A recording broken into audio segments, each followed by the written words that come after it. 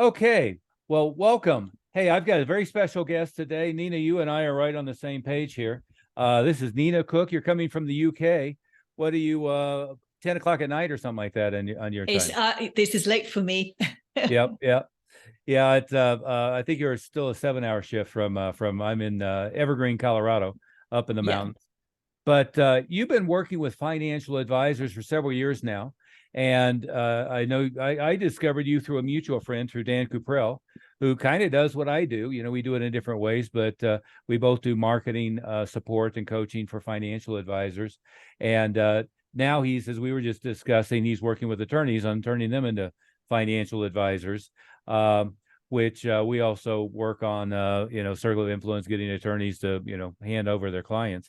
But uh, let's first introduce yourself, talk a little bit about your background and what you do, and then we'll talk about all the exciting work you've been doing with advisors. absolutely. It's great to be here. I've been working with financial advisors, as you said, in the capacity of helping them when they get stuck in a rut. They've Yeah. plateaued, their business isn't growing, they're frustrated, they're putting in long hours, and they're trying lots of different systems, processes, strategies, and nothing seems to be shifting for them. They get to that point when they suddenly think, I may be the problem. When they get to that point, that's when we can have a conversation and talk about what they think they're doing in terms of tripping themselves up and getting in their own way. It could be lots and lots of different ways, which I'm sure we'll explore as we go through this. So that's what I'm principally doing, and also helping them with straightforward marketing in terms of outreach, follow up, all the stuff they know they should be doing, but they avoid doing. They procrastinate about it. And they have all of these scarcity stories going on, and people aren't going to be interested, I'll get rejected in this sales conversation. They don't want to go there, but that's the lifeblood of their business. If they don't have conversations with prospects, they won't get clients. And also I help them with sales conversations as well. What I've found with a number of financial advisors I've worked with is that they like to talk more than listen to prospects. So I really help them to turn that around so they become deep listeners. And this helps them then to, once they know what the goals their clients have in life, then they're able to present their solution more effectively.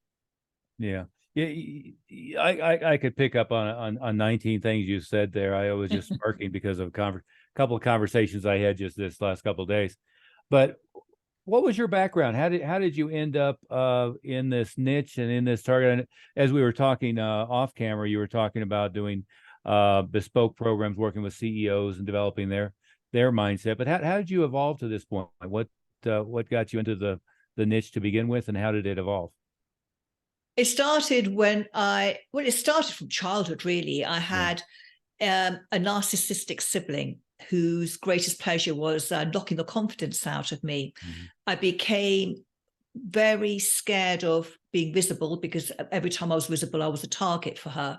So I learned that to keep myself safe, I needed to just stay in the background and not make any noise and not have people noticing me. It became very, very scary for me to be noticed by people.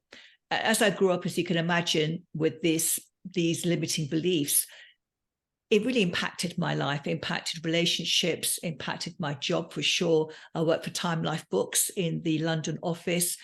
I could have been more successful in that. I was passed over for promotion because I was scared of authority figures. I wasn't able to meet them as an equal, get to know them, have that chat in the office. And I'm sure it had an impact on my career there, although I was very successful with the results that I got. I I think it was really deep down wanting to be a role model for my children. I wanted to be authentically confident rather than trying to fake it all the time. And I'd look at them when they were young, and they had this lovely natural confidence about them. They'd talk to anyone. They weren't self-conscious. They were so comfortable in their own skin. And I thought, I want that. And I started a long journey of trying to fix myself because I felt that I was missing something that everyone else had. And that's what made me not being able to operate effectively and in a natural, organic way, in a very aligned way.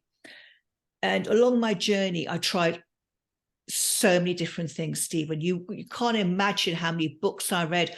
They call it rather than self-development, shelf development, because there are shelf loads of books. Oh, yeah. And I tried different things and I would toss them aside and say, well, this isn't giving me a permanent change. I want a permanent change. I don't want a temporary fix. I trained, I went to seminars, online trainings, coaches, mentors. And eventually I found a coach, and he said, the only reason you feel so unsure of yourself is because you believe your limiting beliefs are true about you. And I thought, okay, well, I've heard this stuff before, but I'll try. I'm desperate. I want to fix this. And he showed me how to identify my limiting beliefs. I didn't realize how important they were. I had a whole load of self-esteem limiting beliefs. I'm not good enough. There's something wrong with me. It's scary to be visible. Rejection is scary. You name it, I had it. I also had blocks around money, limiting beliefs around money, which I wasn't aware of, and also success beliefs as well. And as we started to dissolve these beliefs, and then I was able to plant new powerful beliefs in my subconscious, I had that change that I was looking for. It wasn't a eureka moment. It happened gradually. And I realized that I was able to start putting videos out, and I was able to talk to people as an equal. I wasn't scared of what people thought about me anymore. And this was a huge revelation to me. And my confidence just naturally grew to the point where I was able to talk to anyone as an equal. And my business, I had a personal shopping business at that time, it flourished because I was suddenly able to book corporate clients like Goldman Sachs and Ernst & Young and Sky. I was able to do interviews with BBC, radio, and it just felt so liberating. It's like my prison doors had been blown off. And I was able to play for the first time. It was very exciting. And I thought, okay, as a result of doing all this work on myself, my business has grown significantly without me working any harder. So if this can work for me, it can work for other entrepreneurs as well. I started working with coaches and consultants, and I also started working with financial advisors, because at the end of the day, it doesn't matter if you're a coach or a consultant or financial advisor. The challenges are the same if you're in business, and the challenges are around procrastination, fear of taking action, fear of taking risks, lack of focus, overwhelm, money blocks, success blocks, self-esteem blocks, fear of sales conversations. All of these things, they're the same across the board. And that's what I do today. Yeah. That's great. As you were talking at first, I was nodding about a couple of client conversations I've had recently, and what I was finding is those self-limiting beliefs and those blocks that people have. It is just amazing how it manifests itself in a lot of ways. We with our clients done a lot of cognitive behavioral therapy work, and I was catching one of our guys, and he was saying, as we were doing the marketing, well, doctors don't want to blank, and women don't want to blank. All of it had to do with working with them, their particular advisor, him individually. I was like, well, you don't have any idea what they want to do. What you're thinking is that's your limiting belief for why what you're doing so far isn't working very well. Talk more about that. I find on the marketing side, just the hesitance to reach out, the hesitance to initiate, and the inability to iterate and figure out when they've got the message right for the individual person is pretty shocking, I guess. Absolutely. I did a survey for my email list because I wanted to know what was the biggest challenge they had to growing their business. Because sometimes we assume things as marketers. We think, well, this is the problem. I thought, let's just find out what they think is the problem. Yeah. And I was quite surprised by the answer. I thought it would be around charging more or, something else. But what they came up with as their biggest challenge was the fear of putting themselves out there. They hate marketing because they feel so vulnerable. They feel exposed. They feel like a fraud. They feel the competition is better than them. Why would anyone be interested in anything they have to say? They feel they can't deliver on the promises that they make to their client, and the client may want a refund or their money back. They may badmouth them if they can't get the results for them. So therefore, all these fears, and there's a fear of being visible, the fear that I had, because it just feels so personal, doesn't it? When you're selling a service, you feel like you're selling yourself. And if someone says, no, thank you, that can feel very personal. So we will do everything we can to avoid pain and to have a comfortable life. If that means that we don't have many sales conversations because that saves us from getting a no, then we will go for that option, even though it has a terrible impact on our business.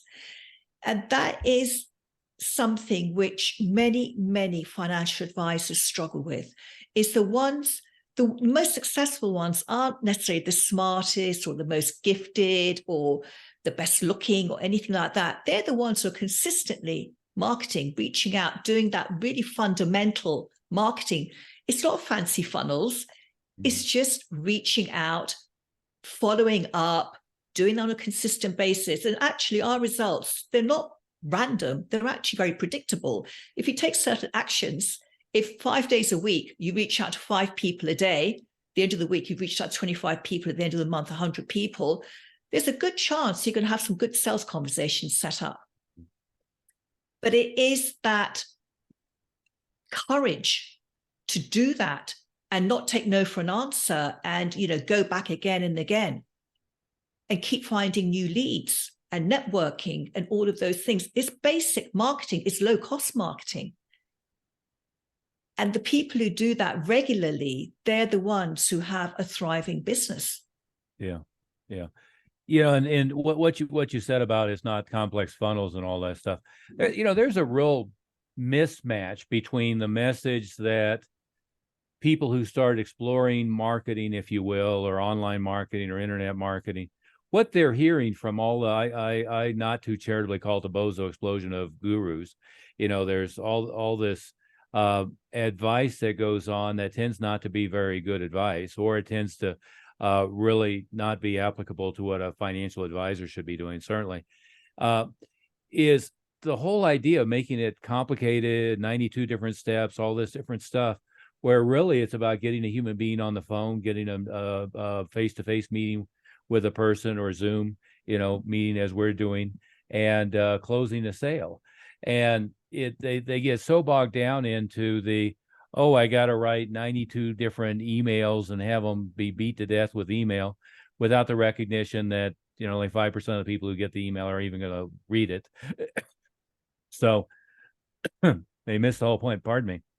But specifically when you're working with an advisor in trying to get over that shift in their self-limiting beliefs, where do you start? What do you see are some of the first things that you want to get started with?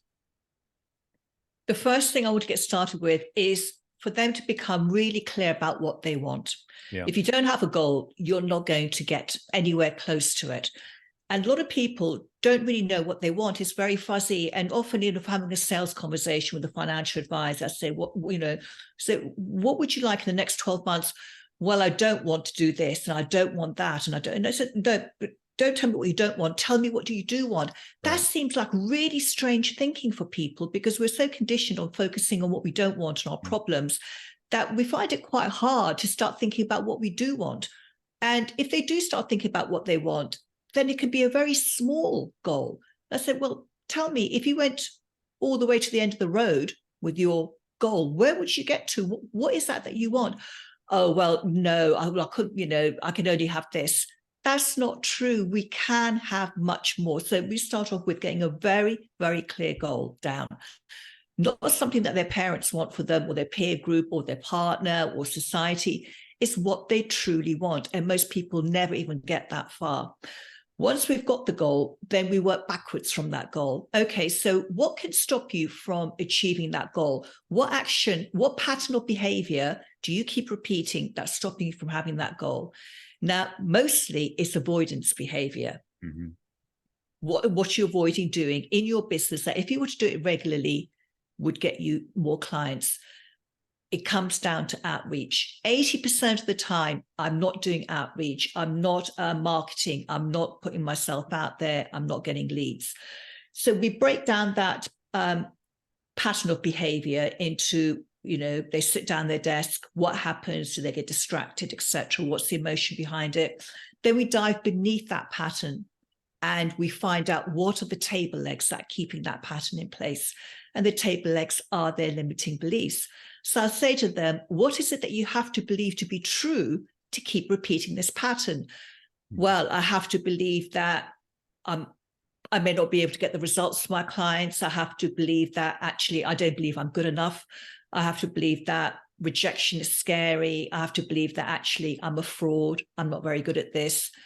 So we find all the table legs and I take them through my unstoppable success process so they can dissolve that limiting belief in a matter of minutes and then plant a new powerful belief in its place.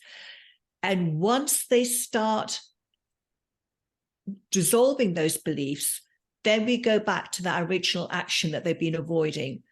And I ask them how, say you're sitting at your desk, you're at your computer and you're thinking of, phoning so-and-so or, sending them an email or a text. How does that feel for you now? Well, that feels different now. Yeah, that doesn't feel so bad. I feel I could do that. That's their action step. They have to, do so many reach outs. So everything I do has to be very applicable and very tangible for them that they can see I can get results by doing this work.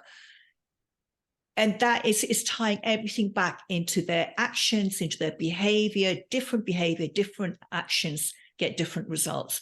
It's not rocket science. It's actually very, very logical. Yeah. No, going back to one of the things you said, that it was very interesting. On a marketing side, I tend to start with a very similar question, which is, and I work mostly with people who are more established, so they're not just starting out.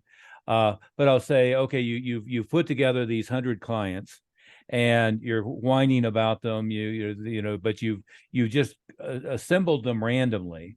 So if you went through your client list, who are the 10 that you just love to work with, that you'd love to work more with, that you click with, that you have a great relationship with, who are making you money, but also bringing joy to your life? And they have a hard time doing that. They say, well, I want to work with everybody. No, well, no. Who do you click with? Who is like, fits with you well enough that you really enjoy it. And it seems to me one of the reasons that we want to become good at marketing is so you can go find others like the ones that you already like and not have to take ones that aren't going to be a good fit, whatever it might be. Maybe they're in professions you don't understand. Maybe you have situations you're not good at. More likely, they just personality-wise, they don't click with you. And so it's amazing how hard it is for them to think of, let me build the perfect picture of what my ideal client would be, and to think beyond just dollars and cents and think into what's their background, what are their hobbies, what do they like, what kind of person is it you want to work with, and let's go find more of them. So true, because we're working with people at the end of the day. We're not working with machines. Yeah. And having that connection is so important. I know I have some clients who I absolutely adore. I cannot wait to have a call with them. They make my day, and we just have a really close bond. I think there's a fear of niching, because we think, well, if we start niching, then we're going to miss out on all these other people. But actually, as I say to my own clients, you only need a few clients to have a really great business. You don't need thousands and thousands of them. And when you are a master marketer, you know this better than anyone, that when you have a strong niche, you have a strong message. You focus on a strong problem that they have and line everything up, and bingo, you start hitting a sweet spot. But very, very few people ever do this. Yeah. It's just a scattergun approach, and trying one different strategy after another, the shiny object syndrome. So things aren't actually finished, or strategy isn't actually finished all the way through to see whether it would work before it's abandoned and something else is started. I remember one client said to me, he said, I've got so many half-built bridges. He started writing a book a number of years ago, and he wrote about 80% of it. And he said he hasn't finished that last 20% in the last, I don't know, 4 or 5 years. Mm-hmm. Because his fear was that if he had a good book that he could put out there, he would suddenly, it may attract attention. And he didn't want attention. He wanted to sit quietly in his office. He didn't want it to be a lead generator for him. So we actually work against ourselves all the time and make decisions which are detrimental to our own happiness and our success, which sounds crazy, doesn't it? Oh, yeah. Yeah, but it happens all the time. It certainly happens all the time. It's self-sabotage on a classic scale. Yeah. I think the fear of missing out on people who aren't your ideal client is a really strange phenomenon. And it certainly comes from not having an abundance mentality, right?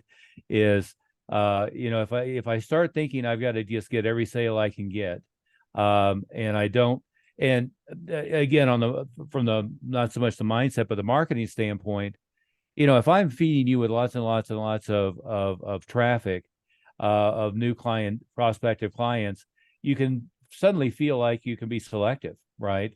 Because if I'm going to get 10 new clients this month out of 50, I can take the 10 that I want. On the other hand, if you only have 3 meetings this month, it's very hard to say no to 2 of the 3 of them, or even 3 of the 3 of them. And it is that self-limiting belief of how big the pond is, and that I've got to take everything that comes to me. But I think it's even more important is you really should build your business around what you want your life to look like, rather than have the business gradually control more and more aspects of your life in an unintended way. Especially time. Yeah. There are so many financial advisors who spend many, many hours at the desk, more than they'd like to. They don't see their families enough. And I 100% agree with you. Build a lifestyle that your business fits into.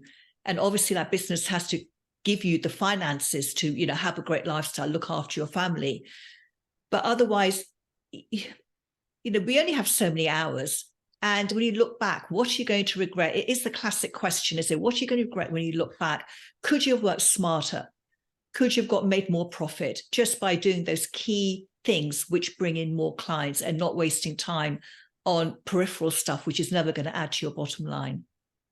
You bet. And what aspects of your business could you automate? What aspects of your business are you doing that don't require doing, that if you just didn't do it, nothing bad would happen? What can you outsource? Can you build a team underneath you so that you're orchestrating the team, not doing all the manual labor of the business, the whole working on the business, working rather than working in the business phenomena? All of those things seem to be concepts that are hard to put their arms around for financial advisors. When it's yourself, it's very hard to see it. You can see it for other people, but we have so many blind spots. How many financial advisors have you spoken to who say they're doing $10, $20 an hour work because they don't want to hire someone to do that for them? Yeah. And this is just how we eat up our time and don't get the results that we want, because we don't want to make that leap of faith of bringing in a new hire who can take all of that, lower hour per hour work. They're brilliant at that. That's their expertise. But the financial advisor's expertise lies in, going out and getting new clients and serving them, not doing that admin work. Yeah. And then when they do bring on somebody, they tend to abdicate, not delegate activities. There's a whole other element of their management style, which is, again, I think, one of those self-belief systems. If you're bringing somebody into your organization, you need to give them a very clear expectation of what the values and goals are, very clear expectation of what the process is for developing those things, and have expectations on a daily, weekly, monthly basis on what the goals attainment is, rather than just, this is your title and go for it. Exactly. What are some of the, maybe expand on where we were before, some of the other self-limiting beliefs you see among financial advisors? I see an awful lot of blinders on, of not being willing to look at a bigger picture, and thinking that their industry is a certain way, their clientele has expectations that really isn't a true statement. so there's an awful lot of mind reading and awful lot of narrow thinking, it seems to me. It really does. And when we have our own limiting thoughts, we project them onto other people, and we think, well, other people think like that as well. And that can really, get in our way of making good decisions. There's one question that I love asking my clients, and that is, what is your fear around being more successful? What is the downside for you if you had, a bigger business, if you had more clients?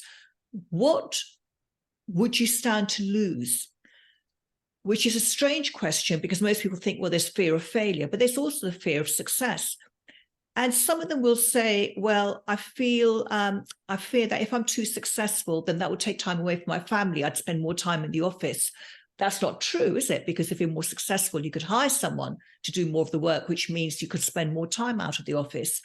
Or some of them will say, well, there may be members in my family who wouldn't be happy if I suddenly became too successful, and I may lose friends. I may fall out with members of my family. So I don't want to rock the boat. But that's, again, it's not how they react to you is how they react to you. But is that going to hold you back in life? Are you going to allow what you think someone's going to think about you hold you back in life? Is that how you want to live your life, according to those fears? And some of them say, well, if I reach a certain level of success, there'll be so much pressure to maintain it, because maybe my lifestyle will expand. Maybe my family will expect amazing holidays every year and all these different treats, and there'll be so much pressure on me to make sure I keep performing and growing all of this. And all of that can just knock them back and think, actually, I'm pretty comfortable where I am. It's not amazing, but it's okay. I can get by as I am. And I don't want to take the risk. I don't want to put in more hours. It's just too much effort. So that's all it's interesting, because if you think of our limiting beliefs as the foundation on which we make our decisions, and if you have all of these boxes that you've created around you, then you're going to be boxed in with your decision making, and you're not going to be making the best decisions for yourself and your family. Yeah. And we have to get rid of all of those boxes so we actually have a bigger vision of what's available to us. We have more options on the table. And then we can start making intentional choices rather than feeling I'm backed into a corner and I've only got one choice in front of me, because that is really scary. Oh, absolutely. Absolutely. Yeah, that's fantastic. So if let's go to the upper end. It seems to me that on the advisor side, the people who are, let's say, making a 7-figure a year income, they're at the end of the spectrum where you would think that they were highly successful with what they're doing. Behind the scenes, they're all messed up on just about every category. It seems like I work with a number of those who are in that category, and financially they may have enough resources to have the house they wanted, the car they have, etc. But behind the scenes, they have, again, all the self-limiting beliefs that go with it. But they have a really difficult time building a team underneath them, building automated systems, building and they seem to have a really difficult time. Let's say they've been in the industry for 20 years, of getting outside of their little narrow box of what they think it is, and get outside of it's all about their salesmanship, and focus really on building a system as opposed to just continuing to effort through their own charisma, if you will. I'm sure you've had that experience. That probably describes the CEOs, where everything revolves around them. Yeah, I think COVID was a real game changer, because some financial advisors pivoted. They started going online and doing webinars and, really using online processes and systems, because they knew that this was an opportunity. And others just thought, okay, I'm going to wait for things to go back to normal, then I'll continue doing what I did before. Yeah. And it's a mindset, isn't it? There's the fixed mindset, there's a growth mindset. And the ones who I spoke to, a few who was saying business was booming for them. So the webinars were just bringing in so many new leads for them, and they were really excited about these new opportunities.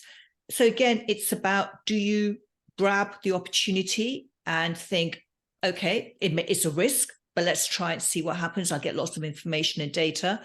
Or do you think, go back into the scarcity, limited mindset and think, it's not going to work. There's no point me trying it. I can't make this work. And I've got to just carry on doing what I'm doing, even though I know it's only working to a certain extent. And that is where we have to look at, the belief system. Is it working for you? Is it working against you?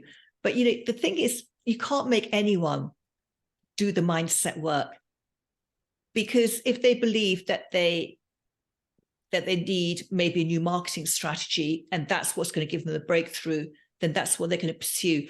It's only when they realize themselves, I am the one who's getting in the way. That's the work I need to do first, and then everything else will work from there, because it is the personal growth which leads to professional growth. You can't have it the other way around, because if you try and do the professional growth first, you're going to hit a brick wall at some point, and then it's very likely that you will come back down to your comfort level. Even if you went beyond that at some point, you will come back to it, because that's what that's what you're familiar with. We want what's normal for us. Oh, absolutely. And we will strive to keep that normality going no matter what, even if it goes against what we want to build in life.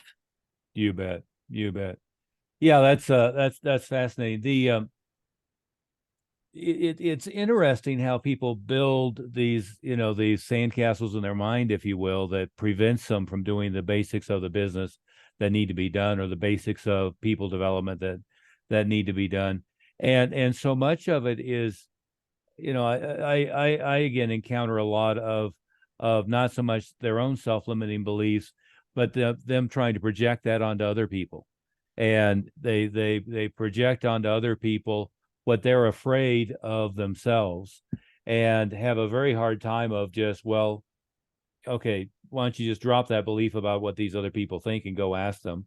Why don't you drop that belief about what they think and just go, find a way to get inside of what it is they do want. And it's this strange dichotomy that goes on with, I've joked about it with my clients and as a group, is like the strange environment where, people will argue with me when I'm trying to show them how they can be way more successful, and they're trying to prove to me that they can't. It's this strange, I want to pay somebody for me to reinforce my self-limiting beliefs and tell you about all the handicaps that I have. And you mentioned COVID. During COVID, most of the clients I was working with across several different industries, they were up 20 or 30%. They weren't suffering. And whether if advisor was used to doing dinner meetings and went to webinars, well, there's a little bit of a learning curve, but the reach was so much more broad. And if they could convert those to clients, and one of the things I think a lot of them finally got across is they weren't so geographically limited too. I see advisors who think all their clients have to be within 5 miles of their office, where all of a sudden they were able to work with people across Europe, across the UK, across North America. A lot of our guys can be licensed anywhere in the United States. So, all of a sudden they have clients who are at the opposite end of the country from them rather than down the street. And once they have that breakthrough, it's hard to go back, right? Once you figure out that you don't have the geographic limitations, let's say, you can certainly scale a lot faster. Huge opportunities. There's always huge opportunities in every situation. There are a few people who will grab those opportunities, but most people will just sit back and wait and see what happens. And then if they see other people doing, they'll think, okay, I'll have a go. But they will be waiting, and that means there's money they're leaving on the table. Yeah.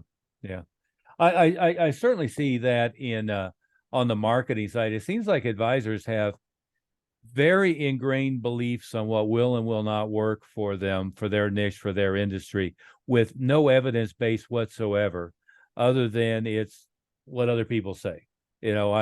Social media marketing won't work for me. Direct mail marketing won't work for me.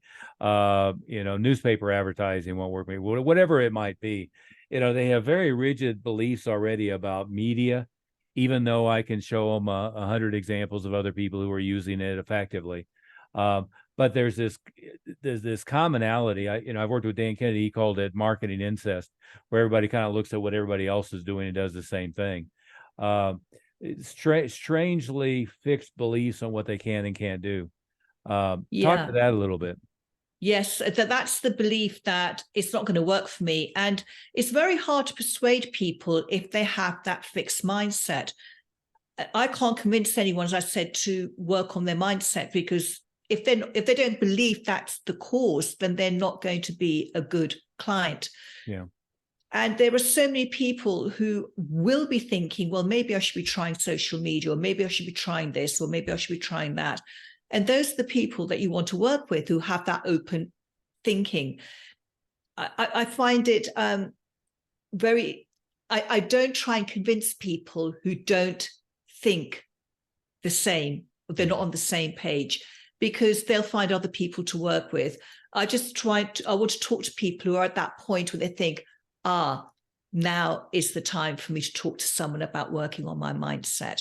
Mm-hmm. And there are so many wonderful people to work with. The market is huge, that it doesn't matter if some people just aren't going to be convinced of a change or trying something new. It's very difficult to persuade people. I've got my own fixed views about certain things where I'm entrenched in my beliefs. If someone came to me and tried to convince me otherwise, they would have a really hard time shifting my thinking. Yeah, yeah. And not to always bring everything back to marketing, but that what you just said is why it's so important to figure out who you work with, who you click with, who you love to work with, and then figure out where to go find them in mass, right? Let's go find a pond of them. Let's go find a lake of them. Let's go find groups of them and collect them in groups rather than onesie twosies. Yes, people who resonate with the message. That's why it's so important to have, as you know, to have a clear message about what you have identified as a problem. So people put up their hands and said, how did you get inside my head? This is exactly what I'm struggling with. And we only need, a few good clients to have a good business. Yeah, yeah. The old marketing maxim, I think it was John E. Kennedy from years ago, but he said, you want to get inside the conversation already going on in their head. And yeah, it's finding that 3 a.m. problem, isn't it? Speaking to that problem. Exactly. But then make sure everything you're doing is congruent with that. I mean, the worst thing you want to do is create a great marketing message, and then behind the scenes, you're not really the right person to resonate with that person. You're not a good fit. Exactly. Yes. Yes. It's staying true to that. It's aligning, isn't it? The message, the niche, your solution, and staying very tight on that. Yeah. Which again could be a challenge for many people, because we want to talk about, well, I can help you with this, and I can also help you with that. I can do that, and I can do that. But it just gets really fuzzy and very, very messy and confusing. Yeah. Hey, Nina, this has been great. I'm running up against a time barrier here. For anybody who wants to work with you, find out more about what you do. Hopefully, we'll be doing a lot of work together and sharing more of what you do with our clients and people who follow me. But tell them how they could reach out to you. What would be a good way to find out more? And of course, we'll put it in the show notes and so forth as well. Well, thank you. The best way is I'd like to offer something to your audience, if I may. I've written a book called Renegade Mindset, which I've co-authored with a financial advisor, Dan Cooke. And it's really all about how to create a peak performance mindset for financial advisors so they can grow their profits. There's lots and lots of great mindset strategies, which are very easy to implement, lots of tips, lots of advice, lots of help. And it's just packed full of really, really valuable information. If any of the listeners here are interested in how they can create new beliefs, which are going to help them to make bigger decisions, grow their businesses, their profit, then I would love to offer a free copy to your viewers. And I have the link for it. So if anyone would like to download it, it's a really quick read. You can read it within an hour or two easily, and then start taking action from the book. Yeah, I should have had here on my desk. I've got it in my library upstairs. I purchased that. I don't know how long it's been out. I think I picked it up a couple years ago. It was one of the 100 or so that was on my list back just post-COVID, probably. The link for somebody who doesn't see the link in the show notes is Nina Cooke, COOKE.co.uk, and then Renegade book download.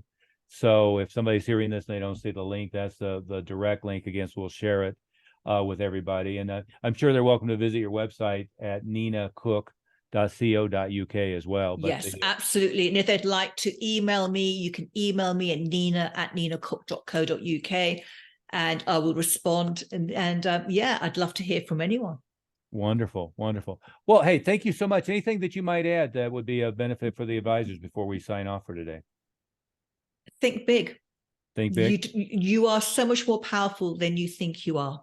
Yeah, yeah. And the opportunity is so much bigger than you can see right now. It's huge. Yeah. And some people are grabbing that opportunity every day. Absolutely, absolutely. And it's not that they were given more resources or anything else. They just had the ability to take off the blinders and see it. Absolutely. Yes. And grab it with both hands. There you go. Well, thank you very much. This has been great. Thank you.